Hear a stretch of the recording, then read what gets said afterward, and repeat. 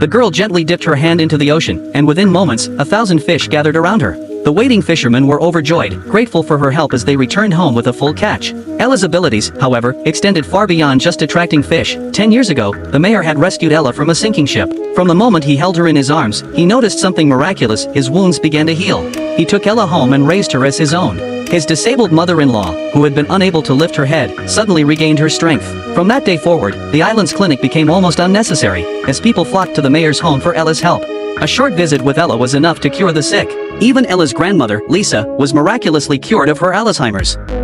As the mayor's daughter, Ella became a beacon of hope for the islanders, and they cherished her so much that they cut off all communication with the outside world, determined to keep her with them forever. But beneath her angelic exterior, Ella was hiding a side no one knew. One day, while curious, she placed her hand near a beehive. Instantly, the bees swarmed around her. Ella enjoyed the moment, but nearby, a boy was stung and cried out in pain. In panic, Ella waved her hand, and tens of thousands of bees died instantly. Fearing that others might become afraid of her, she asked the boy to keep her secret. But the seeds of trouble had been planted. A few days later, the boys discovered some small red fruits they knew were posonos. Jack, one of the boys, deliberately ate the fruit, having played this game before. Each time, Ella had been able to cure anyone who was poisoned.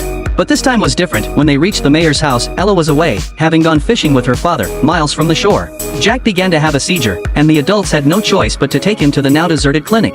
The doctors tried to save Jack by pumping his stomach, but the fruit was too toxic. The mayor rushed back with Ella, but by the time they arrived, Jack had already passed away.